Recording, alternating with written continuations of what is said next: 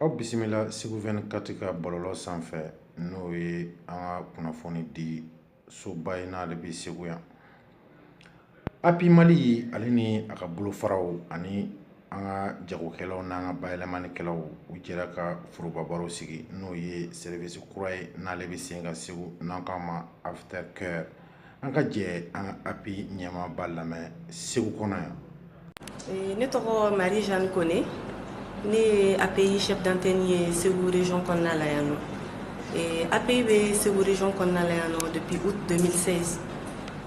Création bɛ kɛ an ka guichet kɔnɔ yan nɔ. A ma se bilen mɔgɔw ka wuli k'a fɔ k'u bɛ bɔ Segu, k'u bɛ taga Bamakɔ, k'u bɛ taga création kɛ.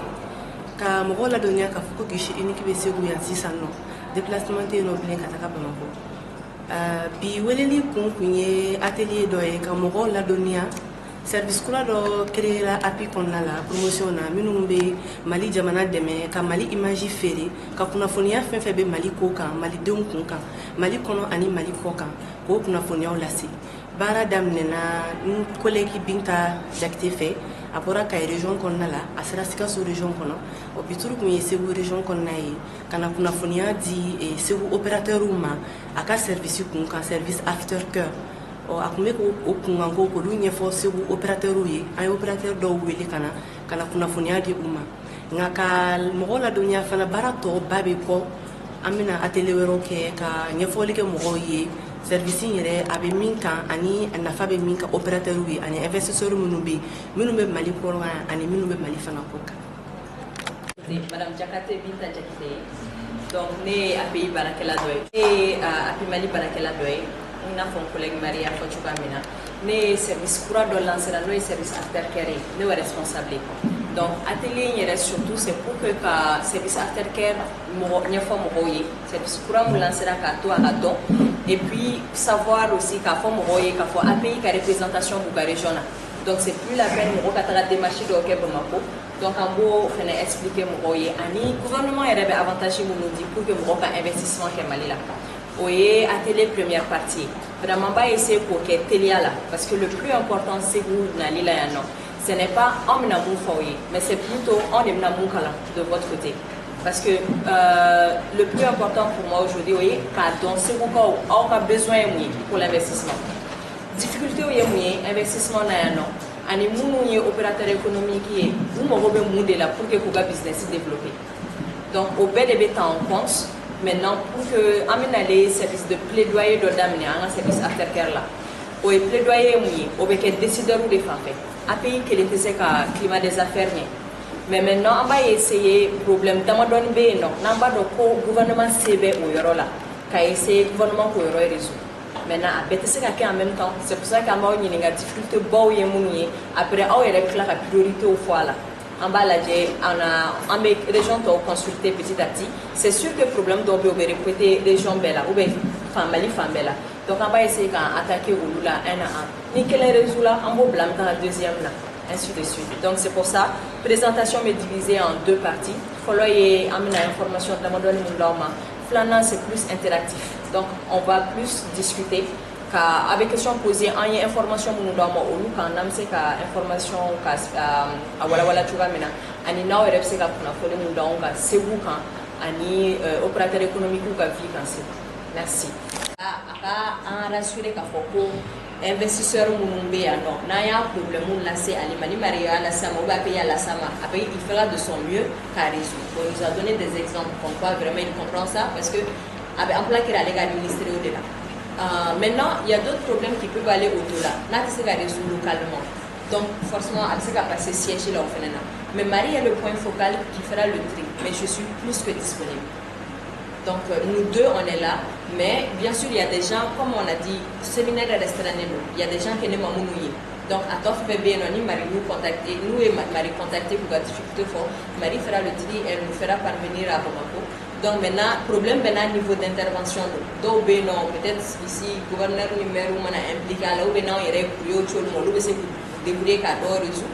Donc il faudrait qu'à passer des niveaux là, ou bien directeur qu'à niveau. Donc il faudra passer ministre qu'à niveau là. Et on a vraiment l'habitude de le faire.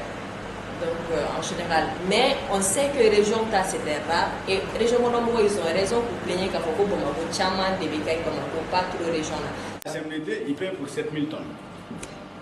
Bon, le privé, nous, on ne peut pas dire non. Mais l'État manque ici, il a fait parce que la CMDT va avoir une. Ou bien. Donc, c'est dans 7000 tonnes ça. Donc, le DG de la CMDT, quand on appelle la présidence dit que non, à fora de que non, un opérateur de Wartamolo a fait ça, graine sans prix là. C'est pour ça qu'on fait le boucan, on fait la graine sans. Wartamolo n'a pas ça. Et aussi, la CMDT regarde, les dirigeants regardent, ou va de Warbe on a fait un groupement là aussi, on t'appelle. C'est qu'on a tout le monde correct, on met 5000 tonnes d'ima, Kafariga Kota Benka. Bon, on met ta téno, malheureusement. C'est ça, c'est les nets de ces gars qui vont faire un quoi. Donc, au groupement connu, mais l'État est à nous, parce qu'il y avait beaucoup d'autres là, étrangers dans les pays. Parce qu'il dit que non, le gars il est venu de l'Inde, on a un investissement local, donc on va faciliter ou à faire ça tout de suite. Maintenant, au lieu de ça, mais, j'ai encore c'est parce que bébé strang. Bébé strang est bon, il fait ça, donc on a tout ça, on a dit, donc on va la gagner, on va continuer. Donc, en ben, on va la donner quoi. Pas de corruption, de corrupteurs, mouna, mais bégiga rôle joué quoi. En a appuyé mouillé, il y a un projet où on a vraiment un secteur saturé là quoi. Aïtana, il y a un emballage comme il faut, bidon bala. Mais bidon bala, mais c'est un bidon et mouna parce qu'on fait mal là ça. Qualité quota là. Il importe mon numéro mal là, un quelqu'un, il s'y met là. Traçabilité ta touche là. Qualité mon nom quoi, tardon. Nous, on est prêt, on met tout le monde produit. S'il y a un problème, on peut corriger tout de suite, c'est au Mali. Mais puis, le Malaisien, bon Malaisie, c'est-à-dire qu'on a des recherches là, on a à consommer. Les bidons jaunes là, là où tu as poussé, c'est-à-dire après 3 mois à cycler un souma, il y a des diamants sous l'eau. C'est quoi? Nous, on n'est pas technicien, on tout, mais avec la forme, on va fouiller, il y a un carton. Tout le monde a dit non, palme d'or, c'est parce que c'est scellé. La haute gamme, malien, nous niveau chaman là, au lieu d'accoler les sangs. Parce que mais Dinor est produit en Côte d'Ivoire, même Blagata France, en Europe, en Europe, c'est pas la même chose. Pourquoi? On a dit, mais malgré tout ça, bon, on peut opérateur, parce que nous avons fait un affaire. Mais tout ça, nous avons fait un enfin déjà, à tout contrôle du caca. Essayer d'avoir des intentions d'importation ou intentions en quantité ou donner nos nous à contrôler. Mais ces intentions aussi, il y a une intention pour 10 000 bidons. Sur ces mêmes 10 000 bidons, je fais entre 100 000 bidons. C'est-à-dire, moi je suis acteur. Moi je suis acteur, mais avec Doro, je ne peux pas faire tout ça. Maintenant, venez arranger comme donc je fais. Donc, ben, on va là quoi, quelque part. Donc il faut que ça change, il y a responsabilité. Au contrôle, nous on ne dit pas qu'on n'est pas d'accord, mais à on a brûlé en fait des non. N'a pas papier au syndicat, on a au contrôle. Ni de fora loi qu'on ni bala. On est d'accord. Mais on a fait un offre aussi, les gars ont transfert, justifié. Bon, par peur, nous n'avons pas ça, bon, on a gâché tout le monde. Il y a 2 jours seulement, moi, même maintenant, tout de suite, on m'a appelé à l'assainissement qui gagne en Warsa. On était très mesra.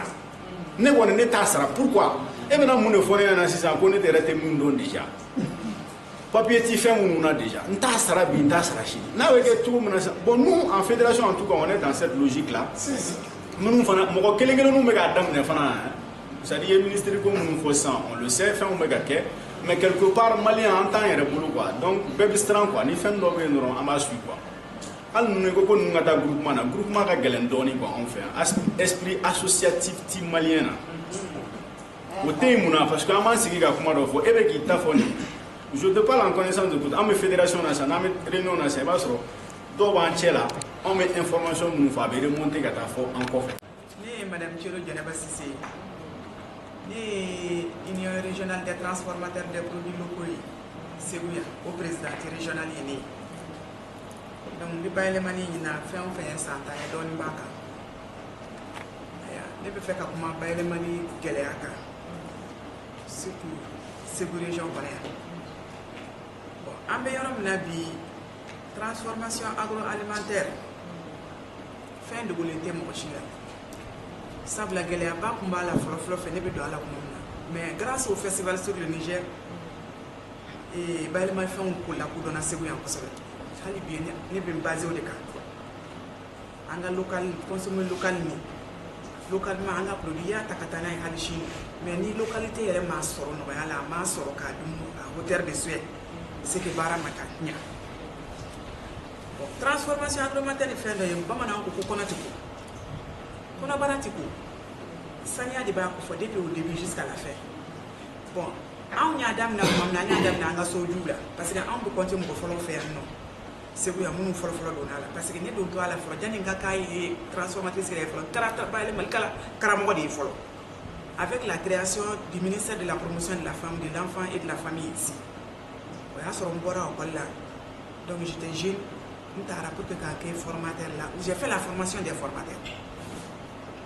donc ne ye 30 villages de la région de Segu ne tun b'a bɛɛ sillonner moto la pour pouvoir ka musow fara ɲɔgɔn kan k'u groupement féminin ye en association ka sɔrɔ ka transformation kalan k'u kunna ka se ka k'u ka source de revenu ye mais malgré tout transformation ma barika sɔrɔ fo festival an bɛ festival barikada o la Segu yan donc sisan n'o b'o cogoya la transformation ye logique yɛrɛ ye mais f'i ka kɛ yɔrɔ de la yɔrɔ min n'a bɛ fɔ foyi tɛ kɛ yen bayɛlɛmali kɔ sabula saniya a bɛ saniya de ko fɔ mais transformatrice min bɛ yan k'a fɔ ko centre de b'a bolo foyi tɛ k'a kɔnɔ bayɛlɛmali kɔ o ka dɔgɔ i b'a sɔrɔ bɔgɔlan bɛ dilan a kɔnɔ i b'a sɔrɔ gala bɛ don a kɔnɔ i b'a sɔrɔ bayɛlɛmali bɛ k'a kɔnɔ o ma fɔ ni partenaires nana tuma bɛɛ na an yɛrɛ ye mɔgɔ ɲɛnamaw ye ka na an lajɛ tuma bɛɛ f'an bɛ maloya sabula norme respectelen tɛ an cɛ la donc musow dun ka sɔrɔ ko ye fɛn min ye o ye yɔrɔ ko de ye dugukolo ko dugukolo sɔrɔli ka gɛlɛn kelen-kelennin minnu mana sɔrɔ ni i ɲɛsi banque la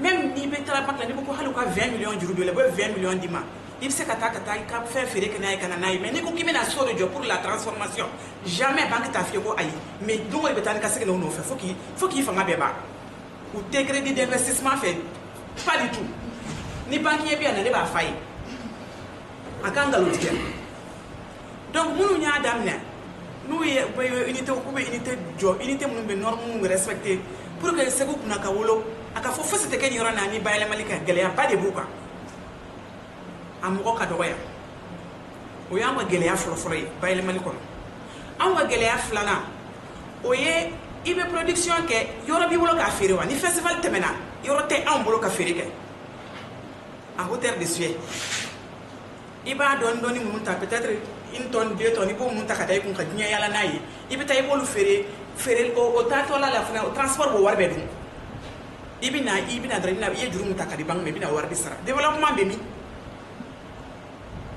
o y'an ka gɛlɛya filanan ye projet olu ɲɛsi a la ka filière dɔw ta u bɛ ka dɛmɛ k'an la mais projet ka taa ka dɔgɔ projet mana na san 2 san 3 san 4 projet banna u tɛ se ka baara kɛ nin bɛɛ la o u y'u b'u attaquer producteur la n'u y'u attaquer transformateur la sɔɔni projet bɛ ban donc projet dɔw bɛ yen u ye producteur dɛmɛ kosɛbɛ u bɛ production kɛ tel que l'XDEP tiɲɛ na gouvernement ye filière mun d'u ma ko fonio la a ɲana kojugu parce que fini tun bɛ yen nɔ a bɛ baara a tun ka gɛlɛn caman bɔra a gɛlɛya la bi mais producteur de dɛmɛna sanfɛ kojugu transformateur n'a ye produit olu y'a san u nana ka na u y'a sɛnɛ ka na n'a ye ka n'a di en grande quantité bon ni transformateur y'a san olu bɛ taa feere yɔrɔ jumɛn en grande quantité yarɔ gɛlɛya bɛ commercialisation na donc o y'an ka gɛlɛya filanan ye an ka gɛlɛya sabanan ye ça c'est l'accès au crédit banque ko de ko garantie de bɛ kɛ ni titre foncier ye garantie de bɛ kɛ ni du papier ye ni unité yɛrɛ t'i bolo wɔrɔ i bɛ garantie bɔ min pour pouvoir te développer ne bɛ bɔ kuma la yan nɔ.